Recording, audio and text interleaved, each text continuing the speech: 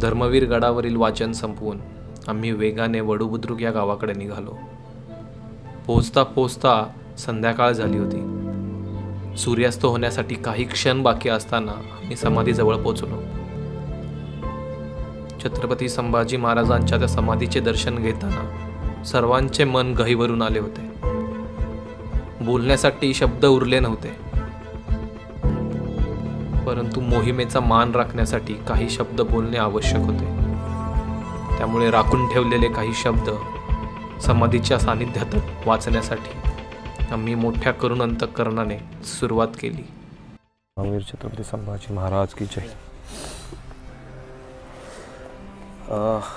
आपण आता सध्या वडू येथे पोचलेलो आहोत आणि धर्मवीर गडापासून इथला प्रवास आपण पार करून वडू या ठिकाणी जिथे पोचलो आहोत, ही जमीन म्हणजे छत्रपती संभाजी महाराजांचं आपण असं म्हणू शकतो की सगळ्यात महत्त्वाची ही भूमी आपल्या सर्वांसाठी एक तीर्थक्षेत्र म्हणून आहे. आणि ही तीच भूमी आहे ज्या भूमीवरती संभाजी महाराजांना पकडल्यानंतर पुढचे काही दिवस धर्मवीर गडावर त्यांचे हाल केल्यानंतर या ठिकाणी आणून त्यांची हत्या करण्यात आली होती. आणि आज या ठिकाणी आपण बसून त्याचं पुढचं जे वाचन आहे त्या वाचनाला सुरुवात करतो आहे. संभाजी महाराजांना तुळापूरला मारले असे मागे एका ठिकाणी आले असले तरी त्यांना वडू येथे ठार करण्यात आले यासंबंधीचा उल्लेख धनकवडीच्या कुलकर्ण्यांच्या कागदपत्रात सापडतो. 5च्या वडू कोरेगाव येथे मुक्कामी केला. तेथून लष्कर पाठवून शिवाजीराजे पहिलेच गेले होते. त्यांचा लेख संभाजीराजे धरून आणला आणि वडू कोरेगावात मारिला. मग त्यांचा लेख शाहूराजा आणि बायका आपल्या चालीत ठेवली. यावरून शंभूराजांना वडू येथेच ठार केले असे दिसते. संभाजीराजांचा छिन्नविछिन्न देह वडबुद्रुकात फेकण्यात आला. शाहू आणि येसूबाई औरंगजेबाच्या कैदेतून सुटून आल्यानंतर त्याच ठिकाणी शाहूराजांनी 1715 सालापूर्वी आपल्या वडिलांचे वृंदावन बांधले. या वृंदावनाची दररोज व्यवस्थित पूजा व्हावी म्हणून पूजा अर्चेसाठी नैवेद्य, नंदादीप आणि धूप आणि बाग करून तुळशी लावण्यासाठी भिकाराम गोसावी आणि वासुदेव भेट यांना जमिनी दिली. त्यासंबंधी 18 जानेवारी 1715चा एक कागद पेशवे दप्तरात आहे. पेशवे दप्तरातील 18 जानेवारी 1715च्या एका कागदानुसार ह्या गोष्टीचं कन्फर्मेशन आपल्याला इथं मिळतं की वडू बुद्रुक या ठिकाणीच त्यांचं वृंदावन जे काय होतं ते बांधलं होतं. परंतु वृंदावन नेमकं कोणत्या दिवशी कोणत्या तारखेला बांधलं गेलं याची नोंद आपल्याकडे नाही. परंतु त्याच्या व्यवस्थेसाठी केलेला जो कागदपत्राचा व्यवहार आहे त्याची नोंद आपल्याला मिळते. त्यामुळे आपल्याला या गोष्टीची कन्फर्मेशन मिळते. पेशवे दफ्तरातील 19/5/1723च्या कागदपत्राप्रमाणे गोविंद गोपाळ ढगोजी मंगोजी हे तीर्थरूप राजश्री कैलासवासींचे वृंदावन मौजे वडू बुद्रुक पाबळच्या रानात होते. तेथे हे राहून वृंदावनाची सेवा करतात. या नित्यमी स्वामी यांनी कृपाळू होऊन मौजे वडूतर्फे पाबळ येथील खालसा वड जमिनीपैकी अव्वल दुम समितीची प्रतीची जमीन बिघे कुलाकून इनाम दिली. येथे हा जमिनीचा जो व्यवहाराचा जो काही आपल्याला कागद सापडलेला आहे 1723चा, त्याच्यावरून समाधीच्या देखभालीसाठी ती जमीन कुणाला तरी दिली होती. त्यांचं नाव होतं गोविंद गोपाळ ढगोजी मंगोजी. यांच्याकडे ही जमीन सांभाळण्याचं काम होतं. अशा प्रकारे येसूबाई आणि शाहू यांनी वडू येथील संभाजी महाराजांच्या वृंदावनाची व्यवस्था लावून त्यांच्या धैर्याची, शौर्याची आणि स्वाभिमानाची स्मृती जागृत ठेवण्याची काळजी घेतली. संभाजी महाराजांच्या वृंदावनाजवळच कवी कलशांचे वृंदावन आहे. आपण आज त्या ठिकाणी गेलात तर त्या वृंदावनावर तेथील गावकऱ्यांनी एक सुंदर मेघडंबरी बांधलेली आहे. हे आपणास पाहण्यात येईल. त्याच्या भोवती बाग असून तेथे मोठे कुंपण घातलेले आहे. संभाजीराजांचा ब्रांज पूर्णाकृती पुतळाही बागेत बसवण्यात आलेला आहे. येथे प्रतिवर्षी गावकरी व जिल्हा परिषद फाल्गुनी अमावस्येला मोठ्या उत्साहाने उत्सव साजरा करतात. 1689मध्ये रायगडला शत्रूचा वेढा पडला तेव्हा भोसले घराण्यातील सर्वच मंडळी शत्रूच्या हाती सापडू नयेत म्हणून येसूबाईने मनाचा मोठेपणा दाखवून ती स्वतः शत्रूच्या हाती जावयास तयार झाली. तिने राजाराम राजाला गडाबाहेर पडण्याचा रास्त सल्ला दिला. संभाजीराजांच्या मृत्यूनंतर येसूबाई अहमदनगर येथे मुघलांच्या कैदेत होती. औरंगजेबाने शाहू आणि येसूबाई यांची व्यवस्था केलेली असली तरी तिला पैशाची चणचण भासली तेव्हा तिने चिंचवडच्या देवांना पत्र लिहून पैशाची मागणी केली होती. तिचा कैदेतील एक शिक्का उपलब्ध आहे. येसूबाई वालिद ए साहू राजह सने आहद हा शिक्का 1707 मधील आहे. येसूबाईच्या आयुष्याचा उत्तरार्धात शत्रूच्या कैदेतच गेला. तिने तिच्यावर आलेल्या संकटांना धैर्याने तोंड दिले. तिने भोसले घराण्याला सून शोभेल, भोसले घराण्याची सून शोभेल असेच शेवटपर्यंत वर्तणूक ठेवली. संभाजीराजांच्या सहवासात असताना राजांना तिने सर्व प्रकारचे सहकार्य दिले. संभाजीराजांनी अखेर मृत्यूला सामोरे जाताना जे धीरोदात्त वर्तन केले तसेच धैर्य तिने रायगड सोडताना दाखवले. संभाजी आणि येसूबाई ही पती पत्नीची जोड आपल्या धैर्याने, धीराने, कर्तृत्वाने आणि कणखरबाण्याने मराठ्यांच्याच म्हणजेच भारताच्या इतिहासात अजरामर झालेली आहेत. दुर्दैवी शेवट या प्रकरणाचा हा भाग इथे संपतो आहे. आता आपल्याकडे पुढे सिंहावलोकन आणि संभाजी महाराजांच्या बाबतीतील काही अजून मुद्दे या ठिकाणी वाचनाचे शेष राहतात. ते आपण तुळापूर येथे जाऊन पुढचं वाचन कंटिन्यू करूयात, कारण का आपल्याकडे वेळेची फार कमी आहे. त्यामुळे आपण आपली जी काही मोहीम होती बलिदान दौड नावाने आपण जी काही चालू केली होती, ती बलिदान दौड मोहीम ही छत्रपती संभाजी महाराजांचं बलिदान नेमकं कशासाठी होतं हे तर पुढचं झालं, पण ते कशा पद्धतीनं होतं हे सगळं महत्त्वाचं जे काही प्रवास होता तो आपण त्यांच्या जन्मस्थानापासून त्यांनी गाजवलेल्या, त्यांनी महत्त्वाच्या भूमिका जिथे जिथे निभावलेल्या त्या सर्व जागांवर जाऊन त्यांचं चरित्राचं वाचन केलं. वयाच्या 2.5व्या वर्षापासून संघर्ष त्यांच्या आयुष्यात सुरू झाला. त्या छत्रपती संभाजी महाराजांचा संघर्ष जीवनाच्या अखेरच्या टप्प्यापर्यंत चालू होता. त्यांच्या आयुष्याच्या शेवटच्या दिवसापर्यंत त्यांनी जो काही संघर्ष केला त्या सर्वालाच आपण बलिदान म्हणलं पाहिजे, ना की आपण फक्त त्यांनी जे काही शेवटचे काही दिवस हाल अपेष्टा सोसल्या त्याला. कारण का जन्मापासूनच आईचं छत्र गेलं, त्याच्यानंतर मोठ्या मोठ्या जबाबदाऱ्या वडिलांनी कायमच अंगावर टाकल्या. त्यामुळे खेळण्या बागडण्याच्या वयात, राजपुत्र मिरवण्याच्या वयात त्यांना मनसबदारी स्वीकारावी लागली, त्यांना ओलीस राहावे लागले. वेळेप्रसंगी त्यांना उन्हातानात आग्र्याला फरफटत करत जावे लागले. येताना वडिलांची हात सुटले, एकटं परत यावं लागलं. ह्या सगळ्या गोष्टी ज्या वयात लहान मुलं बागडत असतात, शिक्षण घेत असतात, लहानाची मोठी होत असतात आणि नाजूक असतात, त्या वयात त्यांना एखाद्या वीर पुरुषाप्रमाणे आपल्या आयुष्यात कणखरपणे काही गोष्टी कराव्या लागल्या. एकंदरीत त्यांचं आयुष्यमान पाहता, एकंदरीत त्यांचं जीवन पाहता आपण त्यांचं संपूर्ण जीवन हे बलिदानातच गेलेलं आहे. शेवटचं जे बलिदान होतं त्यांच्या आयुष्यातलं ते फक्त शरीराचं आणि देहाचं होतं, परंतु मनातील प्रत्येक भावनांचं बलिदान त्यांनी वयाच्या पदोपदी केलेलं आहे. त्यामुळे बलिदान दौड ही आपण यासाठीच केली असं म्हणता येईल आपल्याला, की त्यांचं हे जे बलिदान होतं जे आजपर्यंत अज्ञात होतं, सर्वांना फक्त त्यांच्या देहाचं बलिदान ज्ञात असतं, परंतु आपण त्यांच्या मनावर झालेले आघात आणि त्यांनी मनाचे केलेले बलिदान, मनातील सगळ्या इच्छा आकांक्षाचे केलेले बलिदान हे आज आपण पाहत आलो. आणि ज्या सर्व गोष्टींना आपण धीराने सामोरे गेलो आणि त्यांच्याच कृपेने आपण हे बलिदान दौड या ठिकाणी पर्यंत येऊन पूर्ण करू शकलो. यातील पुढचा भाग जो तुळापुरात आपण वाचणार आहोत तो ओव्हरऑल त्यांच्या जीवनाबद्दलच्या अजून काही गोष्टी असतील त्या जाणून घेण्याचा प्रयत्न करणार आहोत. तर सर्वांचे पुरुष एकदा धन्यवाद. सर्वांनी ही मोहीम यशस्वीपणे पार पाडली आणि खऱ्या अर्थाने संभाजी महाराजांना समजून घेण्याचा प्रयत्न केला. मुळात संभाजी महाराजांना समजून घेण्यासाठीचा हा प्रयत्न हा आपल्या चौघांसाठी नसून इथून पुढे हा आपल्या सगळ्यांची जबाबदारी असणार आहे, की जो अनुभव आपण शिकलो आहोत, जे छत्रपती संभाजी महाराज आपण समजून घेतले आहेत, जे थोडेफार संभाजी महाराजांचे गुणविशेष आपण वेचले आहेत, ते सर्वांपर्यंत पोचवणे आणि छत्रपती संभाजी महाराजांचं स्वराज्य ते सुराज्याचं काम हे अखंडपणे करत राहणं, हे खारीच्या वाट्याने का असेना करत राहणं आपलं कर्तव्य आहे. आणि त्या पुढील कार्यासाठी, वाटचालीसाठी, शिवकार्यासाठी आपल्या सर्वांना शुभेच्छा. जय शिवराय.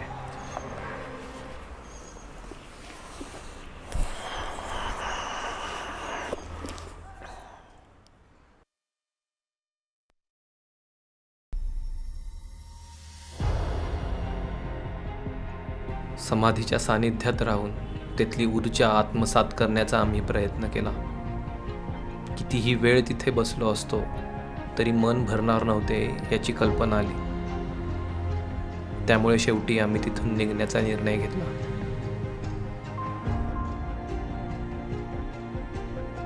शंभू महाराजांच्या चरित्रातील अखेरच्या घटकांचे वाचन झाले असल्यामुळे तुम्ही म्हणत असाल की आता पुढे जाऊन काय वाचन करायचे बाकी आहे.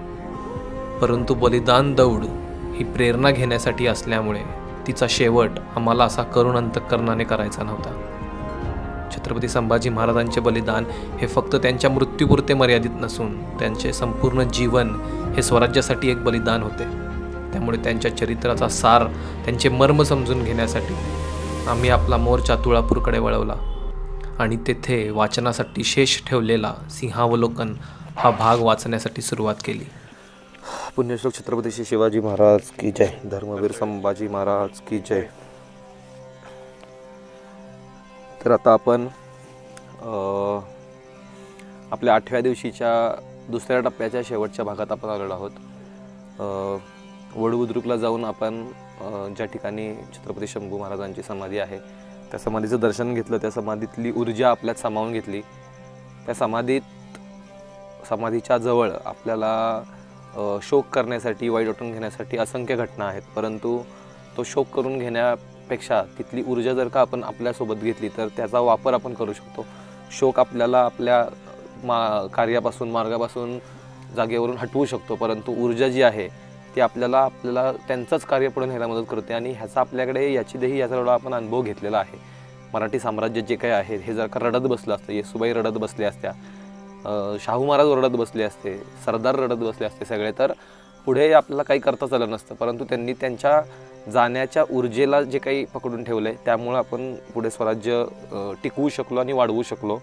मला वाटतं आपल्यालाही तेच करायची गरज आहे. म्हणूनच वडूला आपल्या मनात जमा झालेले काळे ढग आपण आता छत्रपती संभाजी महाराजांचं पुन्हा एकदा हे सिंहावलोकनचं जे काही चॅप्टर आहे ते वाचून परत प्रेरणा घेऊन इथून जाताना एका दुःखाने नाही तर एक प्रेरणा घेऊन, एक एनर्जी घेऊन पुढील आयुष्यभरात आपलं काम करण्यासाठी, विधिलिखित जे काही आपल्याला देवानं दिलं आहे ते आपल्या हातून करण्यासाठी आपण जाणार आहोत.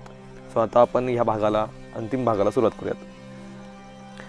संभाजी महाराजांच्या वेळेस संभाजी महाराजांच्या केवळ 32 वर्षाच्या आयुर्मर्यादेत त्यांना बालपणात आजीचे प्रेम, ममता आणि छत्र लाभले. तेवढा त्यांच्या आयुष्यातील शांततेचा काळ सोडला तर इतर वेळी त्यांच्याविषयी सतत गैरसमजच पसरत होते. ते त्यांच्या हुतात्म्यानंतर जवळजवळ 300 वर्ष रूढ होते. त्यांना सर्व दृष्टींनी अत्यंत अलौकिक असा पिता लाभला. जिजाबाईंचे मातृतुल्य प्रेम लाभले. रामायण, महाभारत, शास्त्रे, पुराणे, संस्कृत, संगीत, धनुर्विद्या या विषयांचा त्यांनी सखोल अभ्यास केला. ते स्वभावताच शूर आणि राजपुत्र असल्याने त्यांना बालपणापासूनच युद्धकलेचे शिक्षण मिळाले. स्वतः शिवाजी महाराजच त्यांना मोठ्या सैन्याचे नेतृत्व देऊन प्रत्यक्ष रणांगणावर नेत. सर्वच दृष्टींनी पाहता राजपुत्र योग्य असे त्यांना मार्गदर्शन लाभले होते. शिवाजी महाराजांचा राज्याभिषेक होईपर्यंत संभाजीराजांचे आयुष्य सुरळीत होते.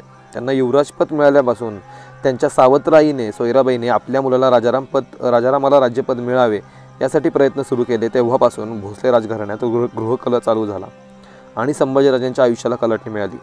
आणि त्यांच्या जीवनातील तो झंझावात जो सुरू झाला तो त्यांच्या दुर्दैवी अंताने शेवट झाला. शिवाजी महाराजांसारख्या अद्वितीय पित्याच्या कर्तृत्वपूर्ण पार्श्वभूमीवर संभाजीची तुलना होते. ख्यातनाम पित्याच्या मुलांना इतर लाभासोबतच हा तोटा नेहमी सहन करावा लागतो. जीवनात यशस्वी होण्यासाठी कर्तृत्वाबरोबरच भाग्याचीही जोड लागते. शिवाजी महाराजांच्या अंगी अलौकिक कर्तृत्व आणि दूरदृष्टी होती. त्याचप्रमाणे दैवही त्यांच्या सतत पाठपुरावा करत होते.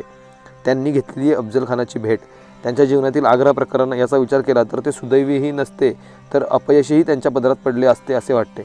महाराजांचे शौर्य, धैर्य, दूरदृष्टी, योजकता, कल्पकता अचाट होती, पण त्यांच्याच जोडीला दैवानेही त्यांना हात दिला नसता तर या प्रसंगात काय झाले असते याची कल्पनाही करवत नाही. संभाजीराजांचे जीवन याच्या अगदी उलट होते. ते शूर होते, धैर्यवान होते, धाडसी, साहसी, योजक आणि निपुण होते. परंतु या सर्व गुणांसोबत नियती त्यांच्या राजमुकुटात यशाचा तुरा लावण्यास विसरली होती. असेच त्यांच्या आयुष्यात विहंगमनावलोकन करू लागले म्हणजे वाटते. आपल्या पाठीमागे गादीवर कोण यावे याचा निर्णय महाराजांनी करून ठेवलेला नसल्यामुळे संभाजीराजांना राज्यपदही झगडा करून मिळवावे लागले. त्यावेळी अष्टप्रधान आणि सेनापती हंबीरराव मोहिते यांच्यात 2 गट निर्माण झाले. शिवाजी महाराजांच्या मृत्यूची बातमी दडवून ठेवण्याचा प्रयत्न करूनही अनाजी दत्त, मोरोपंत पंडित यांना संभाजीराजांना पकडण्याचा कट करून राजारामाचे मंचकारोहण उरकून घेतले. त्यामुळे राग येऊन संभाजीने आपली सावत्राई सोयराबाईस भिंतीन चिरून मारले आणि अनाजी दत्त वगैरे मैत्रांना ठार केले इत्यादी दोषारोप संभाजीवर करण्यात येतात. त्याप्रमाणे संभाजी हा अतिशय रागीट, उग्र प्रकृती, दारू पिणारा, स्त्रियांशी अनैतिक वर्तन करणारा असे अनेक आरोपही त्याला चिटकवण्यास सुरुवात झाली. संभाजीच्या अंगी विलक्षण शौर्य आणि बेडरपणा होता. ते सर्वांनाच मान्य आहे, परंतु त्यांच्याजवळ दूरदृष्टी नव्हती. व्यसनाधीनतेमुळे त्यांच्यात गुणांचे चीज झाले नाही. त्यांच्याजवळ विवेक आणि विचार करण्याचा अभाव होता असा सर्वत्र समज आहे. परंतु नव्या आणि जुन्या माहितीच्या आणि साधनांचा एकत्रित आणि साकल्याने अभ्यास केल्यानंतर त्यांच्याजवळ विचार, विवेक, दूरदृष्टी नव्हती असे म्हणणे अशक्य आहे. रागाच्या आवेशात त्यांनी क्रूरपणे कोणाला ठार मारले अशी साक्ष इतिहास देत नाही. त्याला पन्हाळाहून पकडून कैदेत टाकण्याचा कट करणाऱ्या अनाजी दत्त, मोरोपंत, सोयराबाई वगैरे मंडळींच्या मंडळींना रागाच्या भरात त्याने ठार केले हे म्हणणेही खरे ठरत नाही. याच्या उलट प्रथम संभाजीने त्यांच्याशी सामोपचाराने धोरण ठेवले होते असे दिसते. कटवाल्यांना त्याने कैद केले. मोरोपंतांना कैदेत असताना नैसर्गिकपणे मरण पावले. संभाजीने आपल्या सावतराईची रागाच्या भरात हत्या केली. हा प्रवादही खोटा ठरला आहे. तिचा संभाजीचा पकडण्याचा कटात हात नव्हे तर इतर मंत्र्यांसोबतही संबंध असला तरी रायगडावर येताच संभाजीने तिला ठार मारले नाही. ती नेमकी केव्हा मरण पावली हे सांगता येत नाही. वर्ष सव्वा वर्षानंतर संभाजीला ठार मारण्याचा दुसरा कट शहजादा अकबरामुळे उघडकीस आला. हा कट उघडकीस आल्यानंतर तिने स्वतः विषप्राशन करूनच आत्महत्या केली असावी किंवा कोणीतरी विषप्रयोग केल्याने तिला मृत्यू आला असावा. या दोन्ही गोष्टी संभवनीय आहेत. पहिल्या कटानंतर संभाजीने राज्यपद ताब्यात घेतले. त्यानंतर त्याचे राज्यारोहण झाले. तेव्हा संभाजीने मोरोपंतांचा मुलगा निळो मोरेश्वर याला पेशवा नेमले. आनाजी दत्तोचे सचिवपद काढून त्याला मुजुमदार केले. पुढे मराठ्यांच्या राजालाच ठार मारण्याचा कट फुटल्यावर या कटात हात असलेल्या लोकांना संभाजीने ठार केले आणि इतर शिक्षा दिल्या. या क्रूर वाटणाऱ्या शिक्षा संभाजीने राजद्रोहासाठी दिलेल्या शिक्षा आहेत हे ध्यानात घेतले पाहिजे. राजद्रोहाला दुसरे कोणते शासन असू शकते? देहांत शासन हेच एक क्रूर आणि दहशत उत्पन्न करणारे कृत्य आहे. हत्तीच्या पायी देणे, सुळावर चढवणे, कडेलोट करणे या ऐतिहासिक काळापासून ते 18व्या शतकापर्यंतच्या अखेरीस चाललेल्या असलेल्या देहदंडाच्या रूढ पद्धती आहेत. देहांत शासन देणे बंद करावे असा मोठा सूर आता 20व्या शतकाच्या शेवटी निघत असताना देहदंडाचे हे प्रकार क्रूर वाटणे साहजिक आहे. तरीही 20व्या शतकातल्या विचार पद्धतीने 17व्या शतकातील पद्धतीचे मूल्यमापन करणे चुकीचे आहे. आपण ज्या इंग्रजांना अगदी सुधारलेले समजतो त्यांच्या इंग्लंडसारख्या 19व्या देशात 19व्या शतकात सुद्धा चोरी करण्याच्या किंवा एखादी वस्तू लपवण्याच्या गुन्ह्याखाली देहदंड देत असत. युरोपात फ्रान्स, नेदरलँड येथील क्रांतीत, रशियन क्रांतीत आणि नंतर हिटलरच्या कारकिर्दीत जे अत्याचार झाले त्यांची वर्णने आजही आपल्या अंगावर शहारे आणतात. तेव्हाही देशद्रोहासाठी कृत्यासाठी त्या काळातील रूढ शिक्षा संभाजीने दिल्या तर त्यात काही विशेष क्रौर्य केले असे वाटण्याचे कारण नाही. संभाजीने शिर्के मंडळींचे शिरकाण केले असा जो प्रवाद आहे तोही खोटाच आहे. शिरकाण या शब्दाचा अर्थ शिर्क्यांची कत्तल असा नसून फिरंग्यानांचा शब्द म्हणजे फिरंगान, हसबांचा प्रदेश म्हणजे हसबान, तसेच शिर्क्यांचा प्रदेश म्हणजे शिरकाण असे म्हणतात. जबरदस्त स्त्रीविषयी आसक्ती आणि मद्यपानाचे संभाजीराजांवर आरोप करण्यात येतात. या दोन्ही व्यसनांच्या अधीन गेलेला माणूस स्वतःच नव्हे तर सर्व कुटुंबियांचा नाश करतो. अशा व्यसनाधीन माणसाच्या हातात राज्य असते तर संभाजीला ही दोन्ही व्यसने होती आणि त्यांच्या ते अधीन होते यासंबंधी ऐतिहासिक दृष्टीने निर्णायक पुरावा मिळत नाही. जवळजवळ सर्वच बखरीत किंवा काही तत्कालीन लेखक संभाजीवर हे दोन्ही आरोप करतात. तत्कालीन पोर्तुगीज व्यवहार, अखबार आणि मराठी पत्र व्यवहारात यासंबंधी उल्लेख आढळत नाहीत. परंतु या व्यसनाधीन सक्तीमुळे संभाजीच्या हातून काही ग्रहकृत्य झाली का किंवा या व्यसनामुळे राजधर्म पाळण्यात काही उणेपणा आला होता का याचा विचार करायला हवा. तो एकांतात बसून आपली विषयास वासना तृप्त करणारी का इतरांच्या बायकांचे अपहरण करी, सूरपानामुळे किंवा अतिरेकामुळे तो कोणाला उपद्रव दिला का या संबंधात सर्वसाधारण वाचक हा ग्रह नाटककार आणि कादंबरीकारांनी अत्यंत कलुषित करून ठेवला आहे. हे ललित लेखक आपल्या कलाकृतीला उठाव आणण्यासाठी कोणताही ऐतिहासिक श्रेष्ठ व्यक्तीचे पोतरे काढून टाकतात. या विषयात प्रत्यक्ष इतिहास लेखकांपेक्षा या ललित लेखकांनीच आघाडी मारलेली दिसते. पाश्चात्यांसारख्या अनेक गोष्टी टिपून ठेवण्याची हिंदुस्थानातील लोकांना सवय नसल्यामुळे आणि येथे असलेल्या शत्रूंनी तोटकी साधनेही नष्ट करण्याचा सपाटा लावल्याने मराठ्यांच्या इतिहासातील सुसूत्र जुळणी करणे कठीण झाले. संशोधनपूर्ण ग्रंथ निर्माण झाले तरी ते वाचण्यापेक्षा सर्वसामान्य वाचक हलकी फुलकी मनोरंजन ललित कृती पसंत करतो. त्यामुळे अनैतिहासिकता, विकृत, असत्य, काल्पनिक, भाबडी, चमत्कारांवर भर देणारी कथानके आणि कथा जनतेत लोकप्रिय होतात. ललित लेखकांनी ऐतिहासिक आणि पौराणिक व्यक्तींची कथानके निवडताना आणि त्यांच्यावर कथा रचताना त्या व्यक्तीचे आणि काळाचे जे इतिहासमान्य मूळ स्वरूप असेल त्याला धक्का न लावता, तो मूळ गाभा छिन्न विछिन्न न करता इतर बाबीत आपली प्रतिभा सैल सोडली तरी विकृत इतिहास निर्माण होऊन राष्ट्राच्या सर्वांगीण चित्राला हानी पोहोचणार नाही.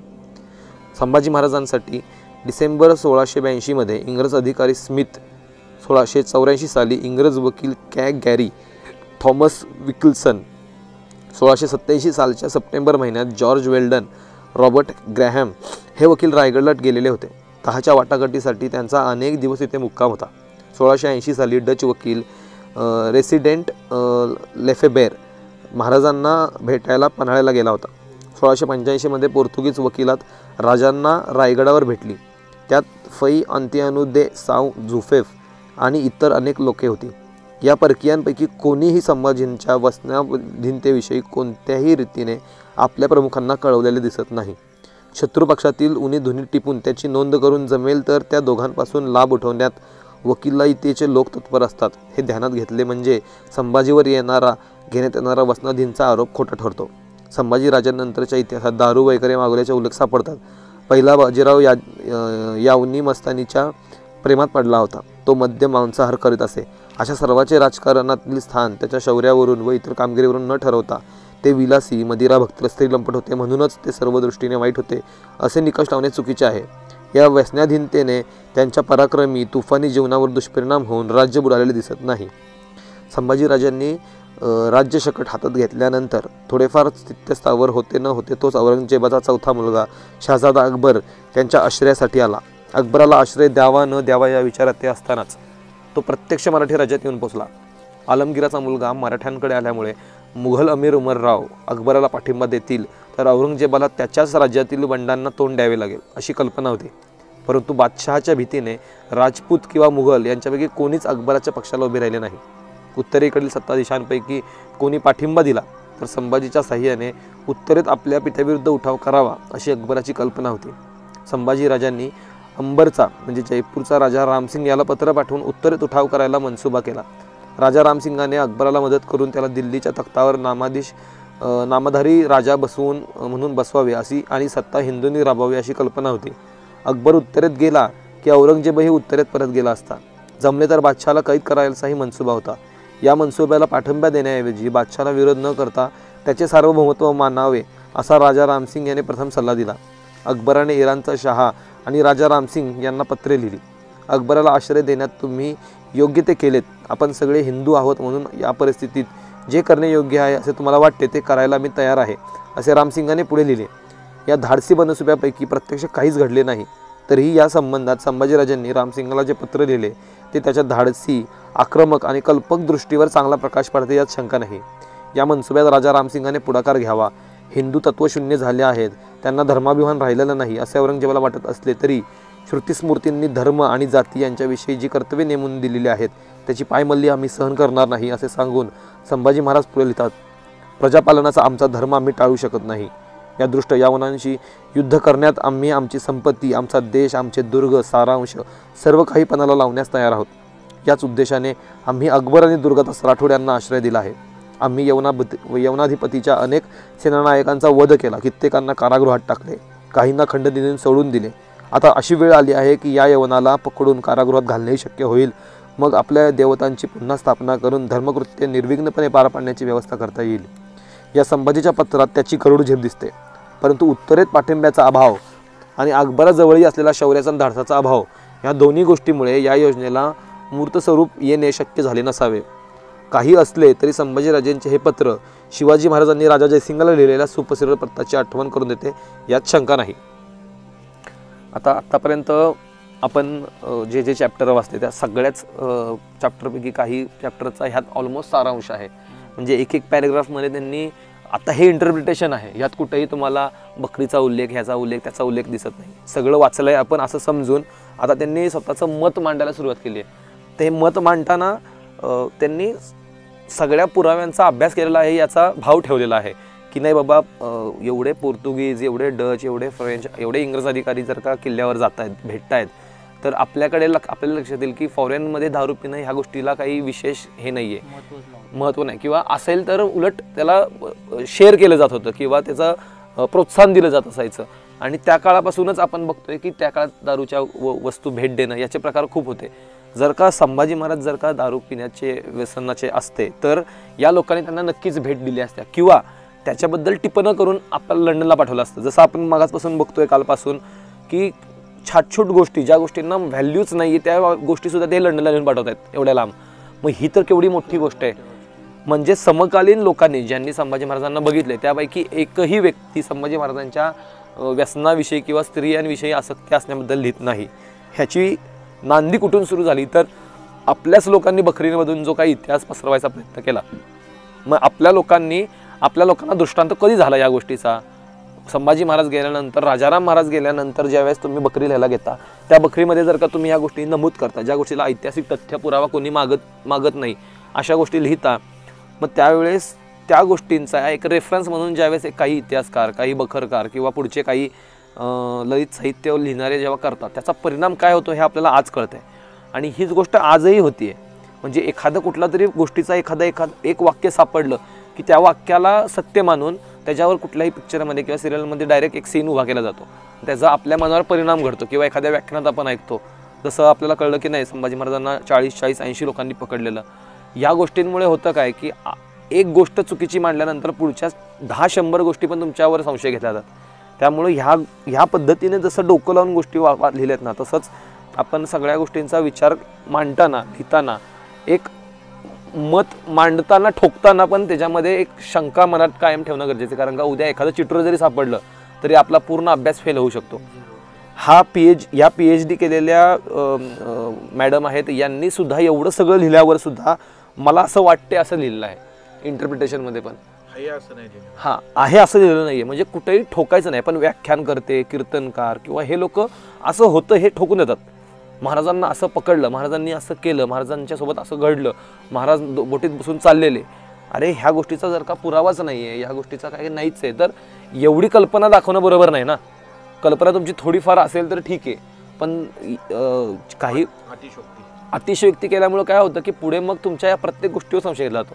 त्यामुळे वाचन करताना ललित लेखन म्हणजे काय की कादंबऱ्या वगैरे वगैरे वगैरे हे सगळं न वाचता ही अशी अभ्यास पुस्तकं जर का वाचली ना, तर मला वाटतं कुणालाच इतर अभ्यास करण्याची गरज नाही. हे एक पुस्तक आपण माझ्या मते 50% पण नाही वाचलं आपल्या प्रवासात, परंतु 50% वाचून आपल्याला संभाजी महाराजांचं पूर्ण कॅरेक्टर आज आपल्या डोळ्यासमोर आहे की ते कसे वागत असतील, कसे बोलत असतील, कसे चालत असतील. एखादा माणूस बाजूने चालत गेला तर ते त्याला कसा रिप्लाय देत असतील हेही आपल्या डोळ्यासमोर उभं राहतं. पण हे पुस्तक वाचण्याआधी आपल्याला तो माणूस तापट वाटत होता, भलेही शूर होता पण तो आपल्याला तापट वाटायचा. पण हे पुस्तक वाचल्यावर आपल्याला तेही आपल्या शंका दूर झाल्या की नाही, स्वभावात तापटपणाही नव्हता.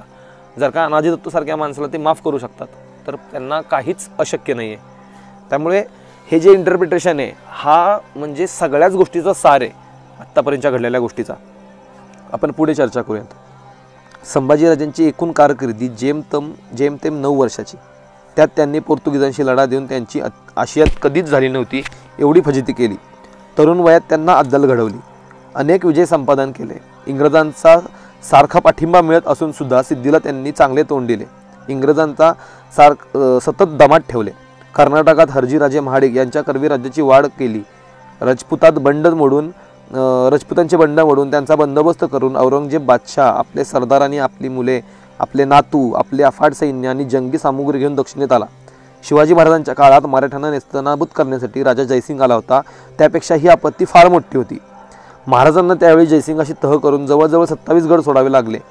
अपरिहार्य अशी शरणागती पत्करावी लागली. परंतु आता स्वतः औरंगजेबच मराठी राज्याचा नाश करावायला आला होता. उत्तरेत त्याला शत्रू राहिला नव्हता. दक्षिणेतील विजापूरकर, गोवंडा आणि मराठी यांचा नायनाट करण्यासाठी, त्याची दीर्घकाळची महत्त्वाकांक्षा पूर्ण करण्यासाठी बादशाह दक्षिणेत उतरला होता. त्याचा सेना सांभार मराठ्यांच्या सामर्थ्यापेक्षा कितीतरी पट अधिक समृद्ध आणि सुसंपन्न होता. बादशहाचे अमीर उमराव अनुभवी होते. स्वतः औरंगजेबासारखा सर्व गुणसंपन्न बादशहा मार्गदर्शन करत होता.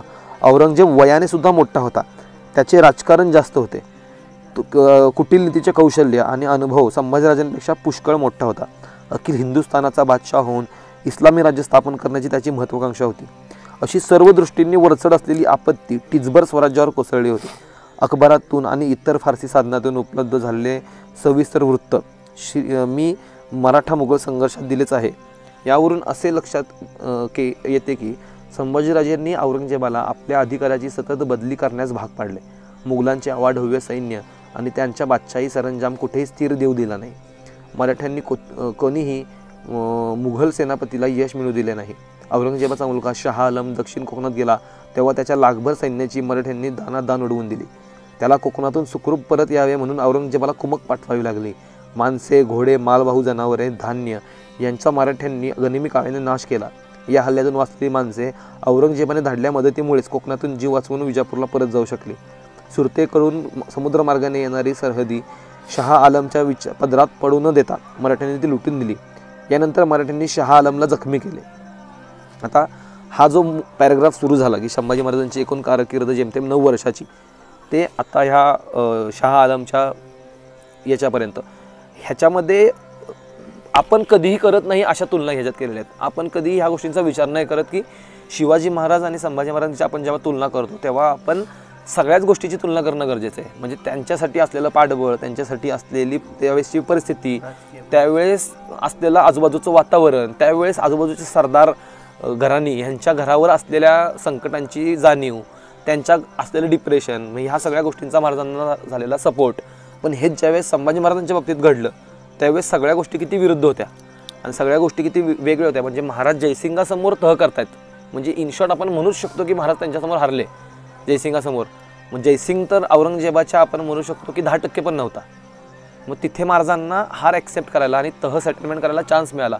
पण संभाजी महाराजांना तो करायला स्कोपच नाही आहे, कारण का समोरून येणारा सरदार नाही आहे, तर तो डायरेक्ट औरंगजेब आहे आणि औरंगजेब तह करण्याच्या इंटेन्शनही आलाच नव्हता. त्यामुळे संभाजी महाराज नेमकं कुणाशी लढलेत हे विचार करून आपण बोलावं की संभाजी महाराज आणि शिवाजी महाराजांत काय तुलना करायची. म्हणूनच काल आपण कुठल्या तरी एका पॅराग्राफमध्ये वाचलं की इंग्रज म्हणतात की संभाजी हा शिवाजीपेक्षा 10 पट तापट आहे, 10 पट त्रासदायक ठरला आहे. याचा अर्थ पोर्तुगीजही असंच म्हणतात. याचा अर्थ आपण समजायचं की शिवाजी महाराजांपेक्षा कर्तृत्वाने, शौर्याने संभाजी महाराज कधीही मोठेच आहेत. कारण का त्यांना शिवाजी महाराजांना शून्यातनं सुरुवात करावी लागलेली, संभाजी महाराजांना आपण म्हणूयात की 20-30 पासून सुरुवात करावी लागलेली. त्यामुळे त्यांच्यासाठी त्या गोष्टी सोप्या होत्या. परंतु इतर संकट बघितली तर ती शिवाजी महाराजांपेक्षा जास्त होती. त्यामुळे आपण म्हणतो ना की संभाजी महाराजांनी आयत्या पेटावर रेघोट्या मांडल्यात, शिवाजी महाराजांना शून्यापासून सुरुवात करावी लागली. परंतु त्या प्रत्येकाने आपापल्या भूमिका बजावल्यात.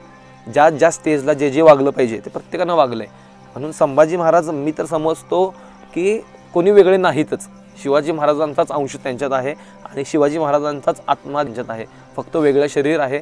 त्याच्यामधली वागण्याची पद्धती, राज्याभिषेकानंतर त्यांच्यात अचानक घडलेले बदल जे सगळे आपल्याला दिसतात ते शिवाजी महाराजांची तंतोतंत प्रतिकृती दिसतात.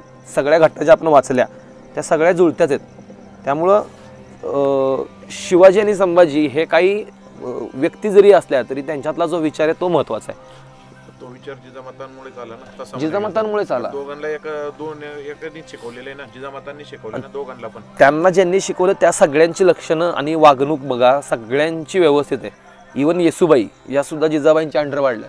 येसूबाईंच्या वागण्यात पण तीच अदब आणि तीच सगळे संस्कार उतरतात.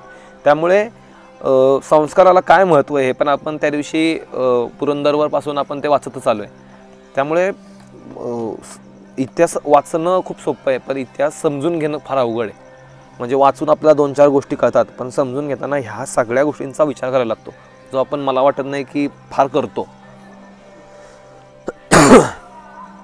औरंगजेबाचा दुसरा मुलगा शाह आझम याने मोठ्या सैन्यासह कोल्हापूर पन्हाळ्याला 2 वेळा वेढा घालण्याचा प्रयत्न केला. पहिल्या हल्ल्यावेळी मराठ्यांचा सेनापती सरनोबत हंबीरराव मोहिते याने शाह आलमचा भिवरा नदीच्या पलीकडे पिटाळले. दुसऱ्या वेढ्याच्या वेळी हंबीररावने त्याला कोल्हापूर पन्हाळ्यापासून बेळगावपर्यंत हटवीत नेले. मिरज मुघलांच्या ताब्यात गेली तेव्हा हंबीररावने बेळगावच्या किल्लेदाराला आत्मविश्वासाने पत्र पाठवून कळवले की मुघलांना थारा देऊ नये. मराठ्यांचे सैन्य तुमच्या मदतीला येत असल्याने तुम्हाला भिण्याचे कारण काय? एवढ्या मोठ्या आपत्तीतही मराठ्यांचा सेनापती आणि सैनिकांचा आत्मविश्वास कसा होता हे इथं कळते. रामसेजच्या वेढ्यात मुघलांना समर्थपणे तोंड देणाऱ्या आणि तो वेढा परतवून लावणाऱ्या मराठा किल्लेदाराचे नाव इतिहासाला आजही अज्ञात असले तरी त्याने केलेल्या पराक्रमामुळे पहिल्या तडाख्यातच मुघलांना मराठ्यांची चुणूक दिसली. त्यांचं नाव रंभाजी पवार असं लिहिलं आहे, पण त्याच्यासमोर क्वेश्चन मार्क लिहिलं आहे. म्हणजे कन्फर्म नाही आहे तरी पण त्यांनी ते लिहून क्वेश्चन मार्क लिहिलं आहे. रामाजी वाचलं कुठं, इथं रंभाजी पवार आहे. नाही वाचलं मी कुठं रामाजी, रामचेतच्या इतिहास. कल्याण, भिवंडी, रायगड, पुरंदर वगैरे जवळजवळ सर्वच मराठी मुलकात औरंगजेब सतत 3 वर्ष यश न मिळाल्यामुळे त्याला आपला मोहरा विजापूरच्या गोळकोंड्याकडे वळवावा लागला. औरंगजेबाने आपल्या डोक्यावरची पगडी फेकून देऊन संभाजीचा पराभव केल्यापासून ती पुन्हा घालणार नाही असा पण केला होता. इतकेच नव्हे तर 2-3 वेळेला आपल्या सरदारांवर दक्षिणेतील कामगिरी सोपवून तो उत्तरेकडे निघाला होता. शिवाजी महाराजांनी विजापूरकर आणि गोवळकोंडेकर यांच्याशी युती केली होती. त्याचे बंध संभाजीराजांनी दृढ केले आणि स्वतः जीवनमरणाचा लढा चालवित असतानाही त्यांना मदत करण्यात ते कचारले नाही. महाराजांनी दक्षिणीयांचा पक्ष करून समान शत्रूविरुद्ध एक गट असा निर्माण केला होता. त्याच धोरणाची अंमलबजावणी करून दक्षिणेतील शाह्यांनी औरंगजेबाविरुद्ध त्याला टकवून धरले आणि काही काळ तरी मुघल त्या लढ्यात गुंतून पडले.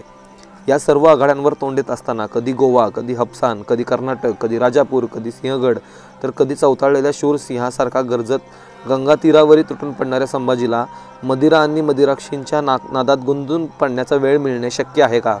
तारुण्याच्या भरात कदाचित एखादी चूक त्याने केली असेल किंवा नसेल असे विरुद्ध बाजूचा निर्णायक पुरावा मिळत नाही म्हणून मानले तरी संभाजीराजांच्या हातून असे आत्मघातकी व बेजबाबदार कृत्य घडले असेल असं संभव वाटत नाही. त्यांच्या 9 वर्षाच्या झंझावती कारकिर्दीत तसा वाव होता हेच दिसत नाही.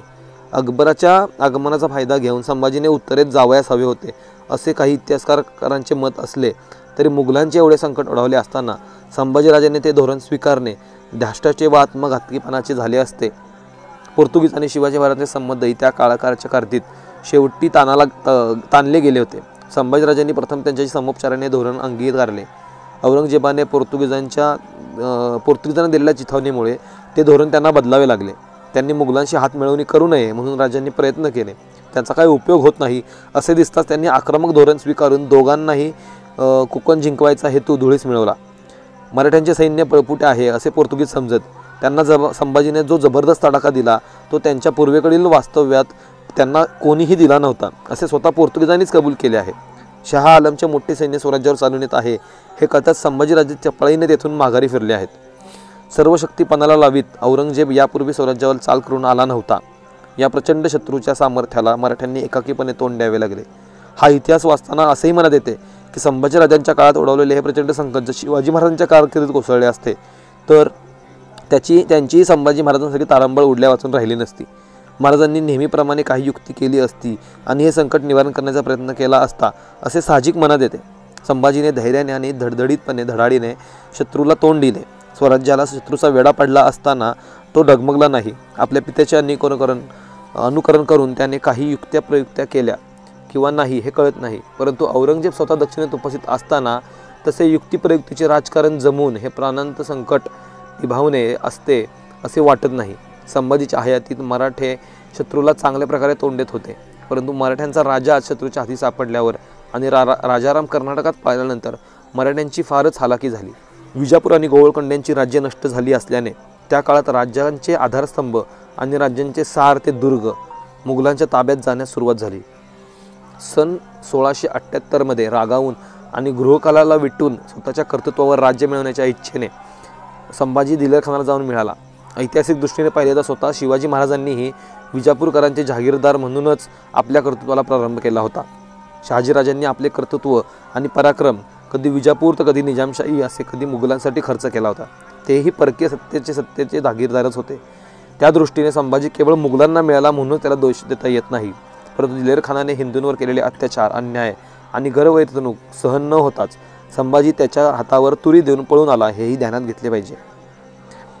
अकबराला आश्रय देताना संभाजीराजांनी कवी कलशाचा सल्ला ऐकला हे खरे असले तरी ते कुठल्याही प्रकारे कलशाच्या आहारी गेले होते असे दिसत नाही. इतर मंत्र्यांपेक्षा संभाजीराजांना कवी कलशावर विशेष विश्वास होता असेही वाटत नाही. कवी कलशाची सर्व उपलब्ध पत्रे पाहिली म्हणजे तो आपले काम चोखपणे करतो, इतर मंत्र्यांच्या कारभारात लोडबोड करत नाही व कोणत्याही प्रकारचे त्याचे राजांशी विशेष सैख्य असले तर तो त्याचा गैरफायदा घेत नाही असे आढळते. तो मुघलांना फितूर होता किंवा त्याने राजांना पकडून दिले अशीही उपलब्ध पत्रव्यवहारांवरून शंका येत नाही. अखेरपर्यंत तो मराठ्यांच्या राज्याशी आणि राजाशी सचोटीने व निकनिष्ठ राहून राजांच्या बरोबरच देहदंडही सोसतो.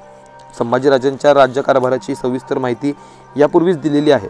मराठ्यांचा राजा म्हणून संभाजीने आपला राजधर्म पाळून त्याचे रक्षण, न्यायदान, प्रजारक्षण आणि प्रजापालनाची कर्तव्य कशी पार पाडली याची माहिती राज्यकारभार विषयक प्रकरणात उपलब्ध कागदपत्रांचे उतारे देऊन दिलेली आहे. संभाजीराजांनी आपल्या कारकिर्दीत राज्यकारभाराकडे दुर्लक्ष केल्याने सर्वत्र बजबजपुरी माजवून विस्कळीतपणा आलेला अशी समजूत रूढ आहे, परंतु उपलब्ध कागदपत्रांचा अभ्यास आणि संकलन केल्यावर त्या रूढी समजुतीला काहीच आधार नाही. शिवाजी महाराजांनी निर्माण केलेली अष्टप्रधान मंडळाची पद्धत जशीच्या तशी संभाजीराजांच्या कारकिर्दीत चालू आहे दिसते.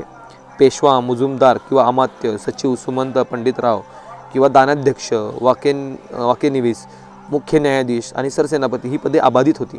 ती कोणाकडे होती की ती का होती व केव्हा बदलायची याची पुनरुक्ती येथे करण्याचे कारण नाही.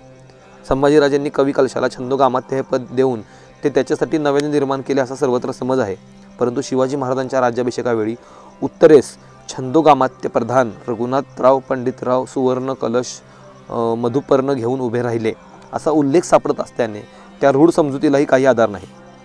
म्हणजे इथे त्यांनी तर विथ पुरावा एक गोष्ट सिद्ध केली आहे की छंदोगामात्य हे पद पण काही म्हणजे संभाजी महाराजांनी निर्माण केलेलं नाही आहे, ते अष्टप्रधानात आधीपासूनच होतं. संभाजीराजांच्या कारकिर्दीत शेती, सुपारी, भात, नारळ यांच्यावरील कर, जकात आणि चौथाई हीच उत्पन्नाची साधने होती. शत्रूच्या प्रदेशात लूट करण्यामागेही उत्पन्न मिळवणे हेतू असतो. संभाजीराजांनी शिवाजी महाराजांप्रमाणेच शत्रू प्रदेशातील व्यापारी पेठा लुटल्या.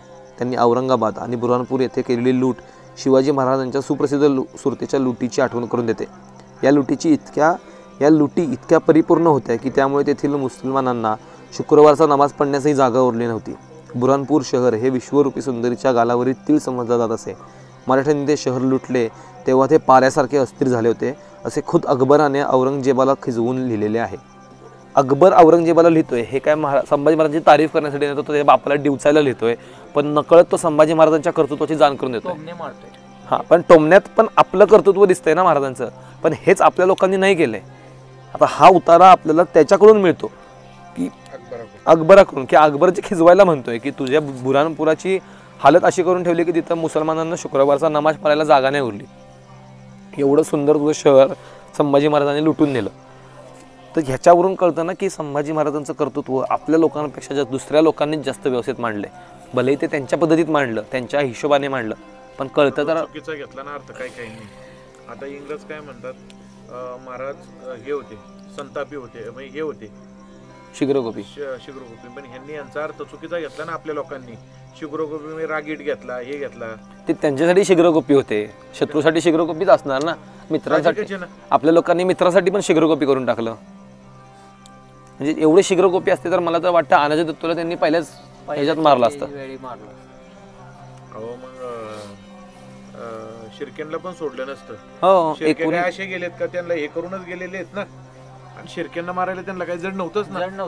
मी बरीचशी अशी जण त्यांना पण त्यावेळी ते हे करू शकत होते ना, करू शकत होते. आणि ज्या वेळेस शिर्के सोडून गेलेत आपल्याला त्याच वेळेस मारले असतं.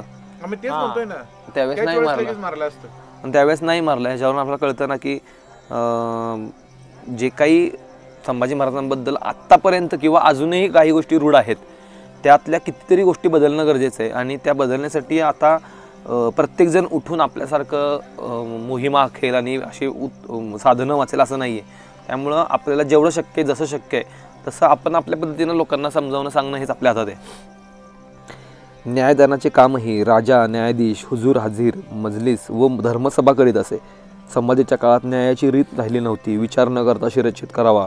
कोणीही लाचलूच पतीची चुगली केली तर विना चौकशी आणावा, मारावा, नागवावा, क्वचित शिरच्छेद करावा असे आरोप बखरकार करतात.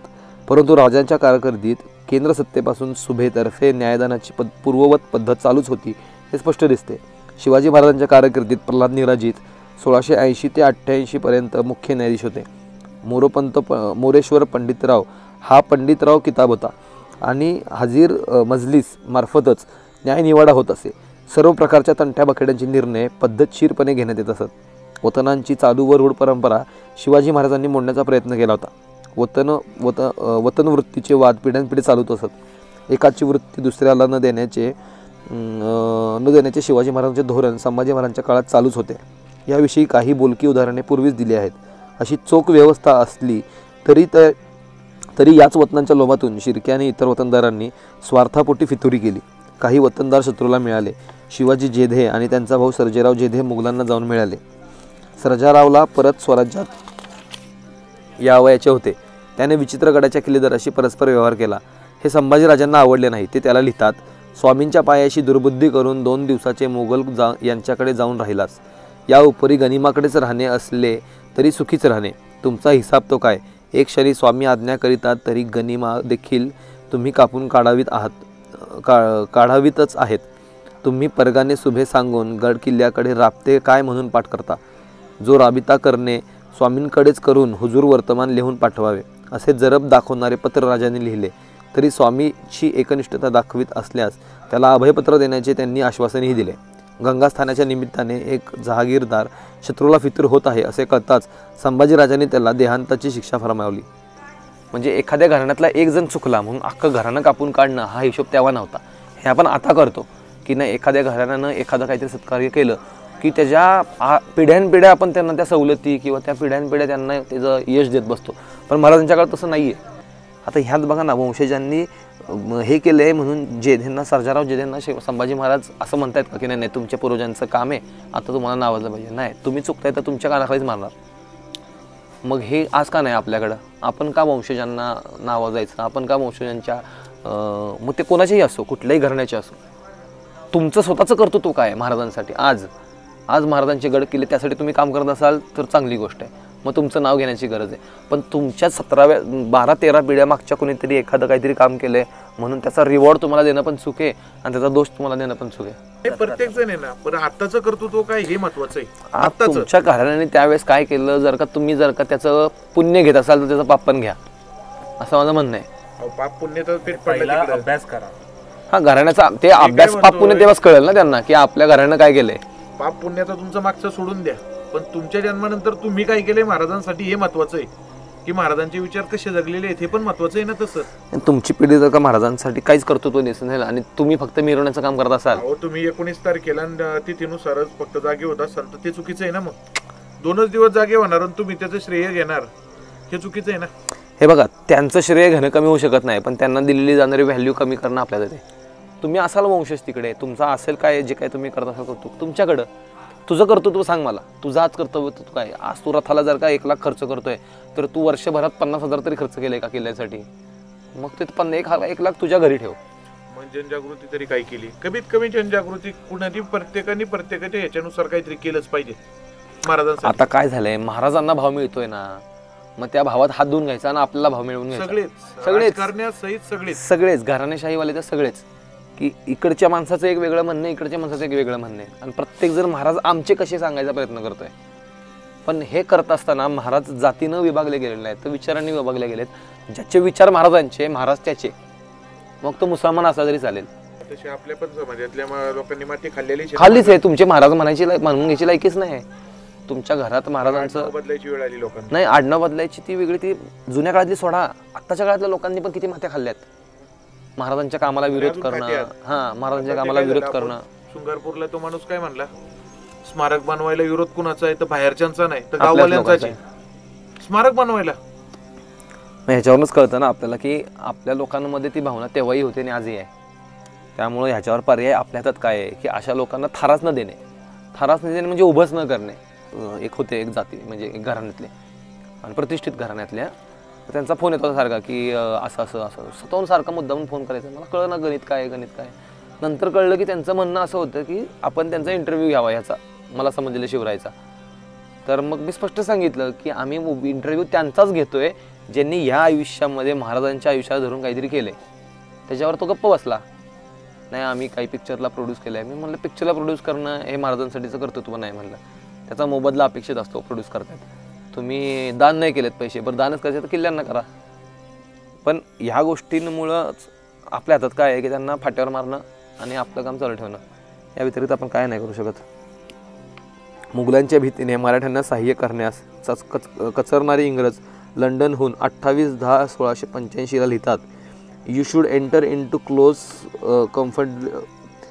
कॉन्फेडरसी and friendship with Sambhaji Raja and maintain always a strict friendship with him, and then you need not fear to anger of the Mughal or the Portuguese, having Sambhaji's country in his armies always to friend. या आशयाचा पुनरुच्चार करीत इंग्रज पुन्हा लंडनहून 31 मार्च 1686 रोजी आणि fort Saint जॉर्जच्या वखारवाल्यांना लिहितात, Sambhajiraje who is warlike prince to 17 him you may among other things agree to furnish him constantly with so much powder, great gun and shotted and arm on responsible team as he shall desire annually, for which purpose we have not sent to a double promotion. म्हणजे याच्यामध्ये ज्याची मागणी शिवाजी महाराज करत होते आणि त्या मागणीला शिवाजी महाराजांच्या मागणीला इंग्रज हो नाही करत होते, ती मागणी संभाजी महाराजांची हे स्वतःच सांगतात की बाबा करा. म्हणजे जी घडी शिवाजी महाराजांनी बसवली तीच प्रॉपर पुढे नेली आहे आणि तेवढ्याच फोर्सनं पुढे नेली संभाजी महाराजांनी. हे दिसतंय आपल्या लोकांकडनं नाही तर इंग्रजांकडनं. आपले लोक फक्त महाराजांची थट्टा करण्यात. आणि बरं हे सगळं का, तर संभाजी महाराजांनी असं काय म्हणजे ज्या लेखकांनी त्यांची निंदनालस्ती केली त्या लेखकांचं काय वाईट केले, तर फक्त चुकी केलेल्या माणसांना शिक्षा केली.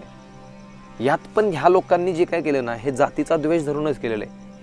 आणि हा जातीचा द्वेष जो काय आहे ना तो आपण समूळ नष्ट करण्यासाठी एकच करू शकतो की अशा लेखकांना, अशा विचार करणाऱ्या लोकांना थारा न देणे, किंवा अमुक एका जातीच्या आता आपण मुघलांची जी कंडिशन आज बघतोय, मुघलांचं राज्य संपलं ते नायनाटच झालं. त्याचं कारणच काय, धर्मांध होते म्हणूनच झालं. पण आज पण आपली अवस्था काही लोक इंटेन्शनली आपल्याला धर्मांध बनवण्याच्या बाजूला आहेत की नाही फक्त धर्माचा विचार करा, फक्त धर्माचा विचार करा, आपलाच धर्म आहे, आपलाच धर्म ते. परंतु हा विचार करताना आपला कोणीतरी ब्रेनवॉश करतंय का, आपल्याला कोण नको त्या गोष्टी शिकवते का, ह्याचा भान आणि विचार ठेवणं गरजेचं आहे. गरज असेल तर शस्त्र उठवणं गरजेचंच आहे. पण संभाजी महाराजांनी जेव्हा जेव्हा हातात शस्त्र आहे तेव्हा तेव्हा सगळ्यांवर शस्त्र चालवले आहेत का, नाही. वेळ पडल्यावर मुघलांच्याशी पण मैत्री केली, अकबराला घेऊन फिरलेत ते. अकबराला आपण कालच बघितलं की जुव्याच्या किल्ल्याच्या मोहिमेत अकबर त्याच्यासोबत होता. म्हणजे ज्याचा बापाशी भांडताय त्याच्या पोराला घेऊन फिरतायत असं म्हणतायत का. हां, त्याला गरजेपेक्षा डोक्यावर पण नाही घेतलाय की नाही नाही अकबर आहे मुघलांचा बादशाह आहे, त्याचा पोरगा आहे, मग त्याला वाचवायला लिहिलाय. त्याला पालीगडाखाली साध्या गवताच्या झोपडीत बसवलाय. त्याची जेवढी लायकी तेवढीच त्याला दिली आहे. पण आपल्याकडं कसं आहे, सरसकट सगळ्यांना भात्यात टाकायचं आणि दळून घ्यायचं, हा जो काय प्रकार आहे तो चुकीचाच आहे. आणि तो आपण ॲटलिस्ट आपण तरी समजून घेतला पाहिजे की आपण न करावा. बखरी आणि तत्कालीन फारसी लेखक संभाजीराजांना दूषणे देत असले तरी त्याचवेळी संभाजीराजांच्या व्यक्तिमत्वाबद्दल, शौर्याबद्दल, युद्ध कौशल्याबद्दल, पिताचे शौर्य आणि स्थान यांचा वारसा संभाजीकडे आला. आणि तो तरुण धैर्यवान राजपुत्र आपल्या पित्याच्या कारकिर्दीला शोभेल असाच आहे. त्याचे सैनिक त्याला जणू शिवाजीच समजून मान देतात. त्यांना शिवाजीच्या हालचालीत हाताखाली लढाईला आवडते आणि शूर कृत्याचा सन्मान करण्यास त्याला आनंद वाटतो. हे इंग्रजांचे व प्रवाशांचे उद्गार मागे दिलेच आहेत. म्हणजे जसं मग सांगितलं तसं इंग्रजांनी बाहेरचे लोक हे लिहितायत म्हणजे हे काही उगाच लिहित नसतील ना, कुठून तरी काहीतरी रेफरन्स घेऊनच लिहित असतील. पण आपल्याला ते नको आहे. आपल्याला काय हवे तर बाकीच्यांनी केलेली बदनामी नाटकात लिहायची. पण नाटक करणाऱ्यातल्या एकाने तरी हे रेफरन्स वाचून ह्या रेफरन्सच्या भरोशावर एखाद्या नाटकात सीन लिहिला का, तर नाही लिहिला.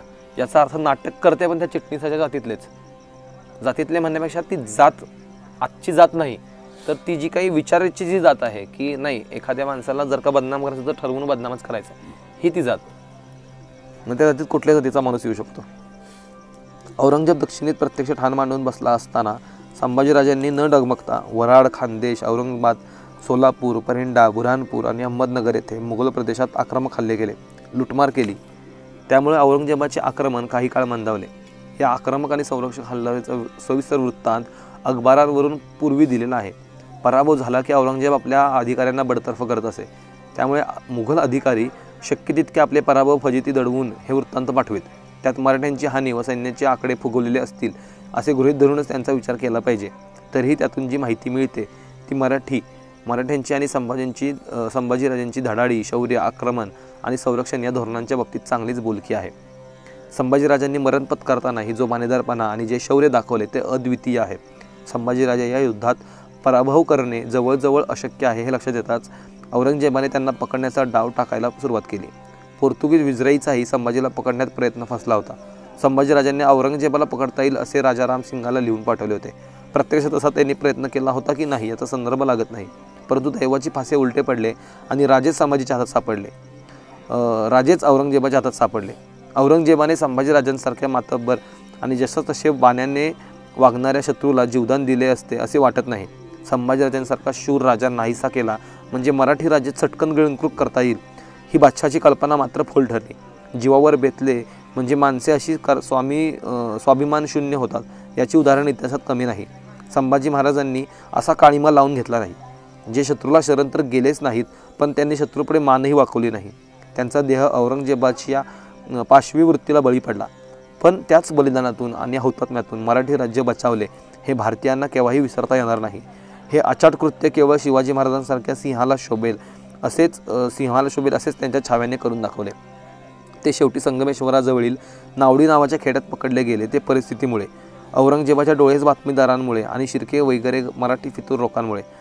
त्यांनी तेथेही पराक्रम केला, लढाई दिली, पण त्यांच्या सर्वच दुर्दैवी जीवनाची अखेर करणारा तो दुर्दैवी प्रसंग काही चुकला नाही. ते शेवटच्या दिवसांपर्यंत कार्यमग्न होते, याचाही येथे आवर्जून उल्लेख केला पाहिजे. राजे मुघलांच्या हाती सापडले त्याच दिवशी गिरजोजी यादव संभाजीराजांना आपल्या वतन प्रकरणाच्या निकालासाठी भेटला. राजांनी त्याचा निर्णय केल्यावर सही शिक्क्यासाठी कागदपत्रेही रवाना केली होती. संभाजी महाराज पकडले गेले त्याच दिवशी त्यांनी आपल्या नश्वर देहावर उदक सोडले.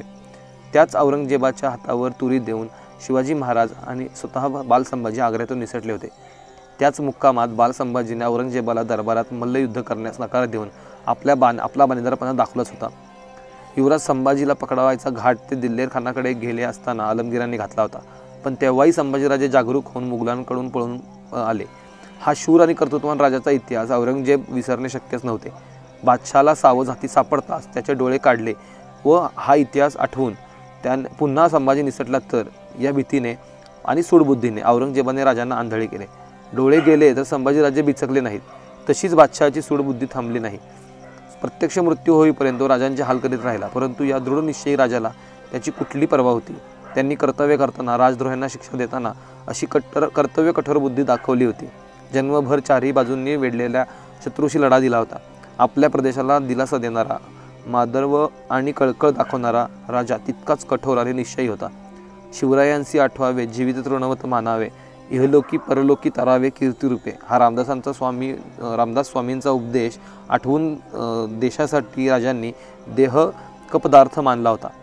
त्यांच्या देहाचे हाल पार्श्ववृत्तीला शत्रू करीत होता तेव्हा नैनम छिंदंती शस्त्राणी नैनन दहती पावका या गीतेतील तत्वज्ञान राजांच्या मनात येणे साहजिकच होते. माणसाने कर्तव्य करीत असताना फळाची आशा धरू नये. देह नाश पावतो, परंतु माणसाचा आत्मा अमर राहतो. शत्रू देह नष्ट करील, पण हा अमर आत्मा शत्रूच्या हातातून कोठे पडणार आहे. अर्थात या तत्वज्ञानामुळे संभाजीराजांना असे धैर्य आले असेल ते गीतेतील महान तत्वज्ञान बिचाऱ्या औरंगजेबाला कसे माहीत असणार. या भारताच्या महान सुपुत्राला मानवंदना देताना खाली मान झुकते आणि लेखनी हातातून गळून पडते. समाप्त. याच्यामध्ये त्यांनी शेवटला सगळ्याच प्रकरणांवर उजेड टाकून त्यांचं कॅरेक्टर जे आहे, जे आपण रोज वाचत होतो, जो रोज समजत होतो, त्याचा सगळ्याचा सार आहे. म्हणजे त्यांनी असं एक प्रकरण नाही सोडलं. म्हणजे संभाजी महाराजांवर जे गैरकृत्यांचे आरोप लावलेले, संभाजी महाराजांच्या वागण्यावर जे काही आरोप लावलेले, ते सगळे खोडून काढत, ते फक्त खोडून नाही काढलेत, तर ते कसे खरे नव्हते आणि कसे चुकीचे आहेत हे सांगून देण्यासाठी त्यांनी त्यांच्या कर्तृत्वाचे दाखले पण दिलेत. हे दाखले आपल्या लोकांनी मुद्दामून कधी अभ्यासले नाहीत की अभ्यासायला त्यांच्याकडे पोचते नाहीत हे कळत नाही, परंतु हे पुस्तक येऊनच अनेक वर्ष झाली. हे पुस्तक येऊन ह्या पुस्तकातले दाखले लोकांपर्यंत पोचायला फार वेळ लागला असेल असं वाटत नाही मला. परंतु लोकांचा ललित काव्य वाचण्याचाच आणि ललित लेखन वाचण्याचाच आग्रह असतो आणि अशी पुस्तकं कायम डावली जातात. त्यामुळे हे पुस्तक तुम्हाला ना कुठल्या दुकानात कळतं ना कुठे. फक्त काही मोजके इतिहासकार असतात ते आपल्याला हे पुस्तक सजेस्ट करतात की हे पुस्तक वाचा, तुम्हाला अंदाज येईल. आणि त्याचमुळं माझ्या हाती हे पुस्तक पडलं आणि हे मी वाचलं. हे वाचताना हे कोणी लिहिलं आहे, कसं लिहिलं आहे, काय लिहिलं आहे ह्यापेक्षा ह्यांच्या पुस्तकाची जी प्रस्तावना आहे, ज्या प्रस्तावनामध्ये त्यांनी लिहिलेलं आहे की त्यांनी ह्या विषयावर PhD करायला घेतली. संभाजी महाराजांवर PhD करणारी पहिली स्त्री ही आहे, म्हणजे डॉक्टर सौ कमल गोखले. आणि ह्यांनी जी PhD केली ती PhD पूर्ण झाल्यानंतर त्यांना कोणीतरी सजेस्ट केलं की तुम्ही एवढा जर का अभ्यास करताय तर तुम्ही ह्याच्यावर पुस्तक का नाही लिहित, आणि म्हणून नंतर लिहिलेलं हे पुस्तक आहे. त्यामुळेच ह्यात भाकड कथा आणि रंजक इतिहास नसून अस्सल दाव्यांनी आणि अस्सल पुराव्यांनी सिद्ध झालेलं संभाजी महाराजांचं चरित्र आहे. त्यामुळे चरित्र वाचण्यासाठी आपण हे पुस्तक निवडलं. आणि आज हे सगळं वाचल्यानंतर मला ह्या गोष्टीचं समाधान आहे की आपण हे पुस्तक निवडलं, कारण का इतर कुठल्याही पुस्तकाने आपल्या या मोहिमेला न्याय दिला असता असं मला वाटत नाही.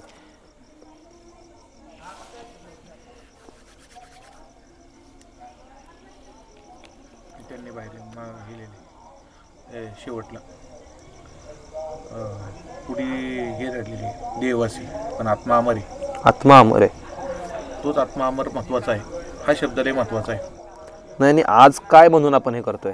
350 वर्षानंतर आज आपण आपल्या चारी लोकांच्या घराण्यांचा मागचा काही वारसा नाही, आपल्या घराण्याचं काही असं फार मोठी परंपरा नाही की आपल्या घरात हे करत आलेत.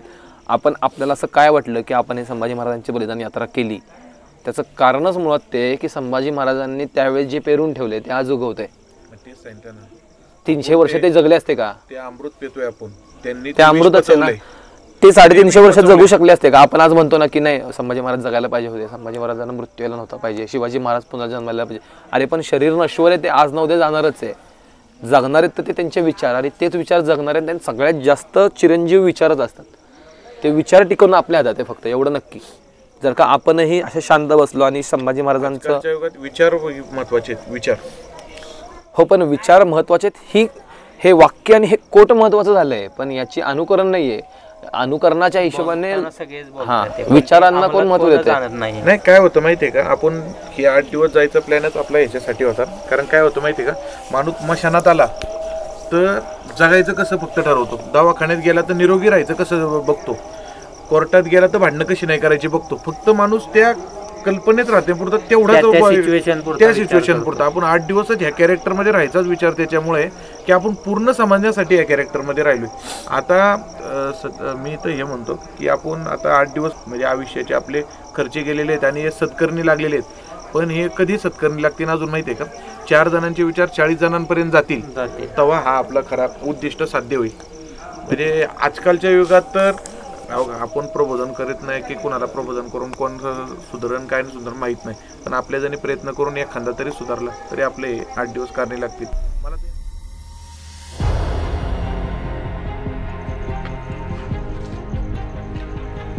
आणि अशा तऱ्हेने शब्द संपले, मोहीम संपली, परंतु कार्य अजून बाकी आहे.